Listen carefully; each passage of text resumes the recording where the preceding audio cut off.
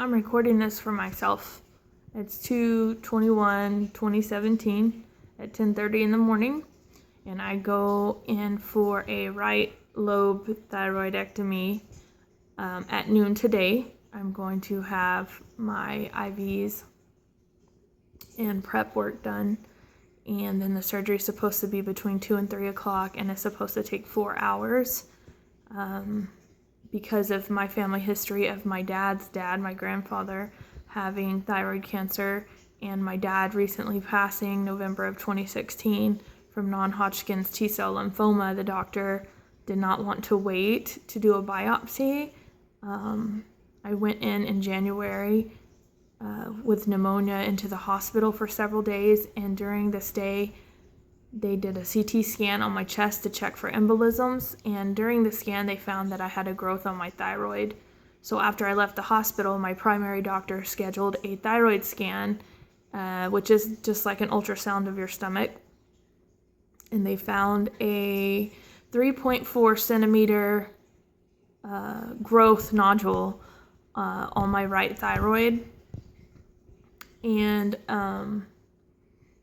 it had blood flow in it. And so about 45 minutes after my radiology appointment, I headed back to work that day, and about 45 minutes later my primary doctor called and said that the radiologist had reviewed it, he had reviewed it, and that it was not a cyst, it was not an enlarged thyroid, that it was a tumor, and that I needed to see a specialist to determine whether it was cancerous or non-cancerous. And he had already, after 45 minutes of that appointment, he had already called a specialist and had a referral for me to go. So a week and a half later, I went to a thyroid specialist, and he felt my neck, he looked at the scan, and he said because of the size and the location and family history, he did not want to postpone surgery with a biopsy, and that it needed to come out either way because of how big it was and where it is at. And so he went ahead and decided to schedule surgery to take it out and then do the pathology after the surgery's done. And he said that pathology can take 2 to 5 days. Because of the size and the family history and everything, there is a higher chance that it could be malignant. I'm still hoping that it's benign. The one good thing is the way that it looks. He said that it is encapsulated, it's enclosed. It looks like someone just stuck a bouncy ball in my throat, and it has its own little enclosed package, I guess. So it's not the type that's spread throughout the thyroid, but unfortunately because of the size, it's grown so big that it's destroyed any thyroid tissue I've had around it, except there's a little sliver of thyroid on my right side between the tumor and my trachea. So he's gonna have to take out everything over here because of my dad's family history and my dad passing from lymphoma. He wants to check my lymph nodes. And then depending on the pathology, if it comes back benign, I'll just have to be on a small amount of hormones.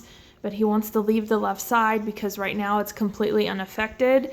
And he said more natural hormone is better.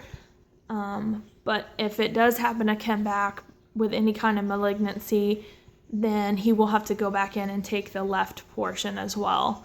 I'm hoping that my surgery goes well. I've been anemic for a long time. I'm on iron supplements. Also, I'm lactose intolerant, so I'm on calcium supplements and vitamin D supplements.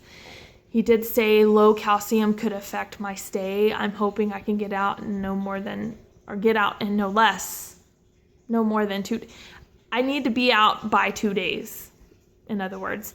But if I have low iron, that means that they have to watch me for blood loss, which I might have to get a drain. I don't know yet. We'll see what happens in surgery. If I do have to get a drain, that might prolong my stay. But once I do have my surgery and I'm out and awake, I will try to do an update after a day or two, depending on how I'm feeling. And then also I want to update once they get the pathology report back. And I'm hoping to post this to YouTube eventually. I do have a small channel. It's just for me. We have a lot of family members that don't keep track of family history or family medical history. So it's good to look back and have a little knowledge of, other than word of mouth, what people have been through. So I'm going to keep this snippet in if I do decide to post it to my YouTube channel. But other than that, that's all I have. I go in at noon for my IV, like I said. Surgery doesn't start till 2 or 3. And then it's a 3 to 4 hour surgery. So I probably won't be out till 6 or 7 this evening. So anyway, wish me luck, and I am praying that everything goes smoothly.